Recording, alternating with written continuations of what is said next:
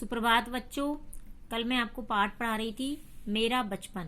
आज मैं उसके आगे पढ़ाऊंगी कि किस तरह जो विलायती खेल होते थे वो बहुत महंगे होते थे और जो भारतीय खेल होते थे वो बिना दाम के ही खेले जाते थे, उनमें कोई कीमत ही नहीं लगती थी। तो शुरू करते हैं। गुल्ली डंडा सब खेलों का राजा है। यानी जो पुराने जमाने में गुल्ली डंडा एक खेल खेला करते थे, तो जो गुल्ली डंडा होता था वो सब खेलों का राजा होता था। अब भी कभी लड़कों को गुल्ली डंडा खेलते देखता हूँ तो जी लोटपोट हो जाता है कि इनके साथ जाकर खेलने लगूं। यहाँ पर प्रेमचंद जी कह रहे हैं कि जब कभी मैं छोटे बच्चों को गुल्ली डंडा खेलते हुए देखता हूँ तो मेरा भी जी ऐसे करने लगता है कि मैं भी इनके साथ गुल्ली डंडा खेलूं। ना लॉन की जरूरत, ना कोर्ट की, ना थापी की। मजे से किसी पेड़ से एक टहनी काट ली, गुल्ली बना ली और 2 आदमी भी आ गए तो खेल शुरू हो गया। मतलब ना तो कोई लॉन की जरूरत होती है, ना कोई कोर्ट की, ना कोई थापी की, ना कोई मतलब भाई बैट वगैरह की कोई जरूरत होती हो।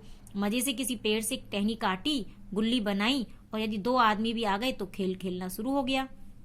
विलायती खेलों में सबसे बड़ा ऐब है कि उनके सामान महंगे होते हैं। जो विलायती खेल होते थे जैसे क्रिकेट वगैरह है तो उनके सामान बहुत महंगे मिलते थे, पर हम अंग्रेजी चीजों के पीछे ऐसे दीवाने हो रहे हैं कि अपनी सभी चीजों से अरुचि हो गई है। पर हम लोग ऐसे हैं कि अंग्रेजी चीजों के पीछे दीवाने हो गए हैं कि अपनी चीजें तो मतलब बेकार लगने लग गई हैं और विलायती चीजें जो हैं वो अच्छी लगने लग गई हैं। हमारे स्कूलों में हर एक लड़के से 3-4 रुपए सालाना केवल खेलने की फीस ली जाती है।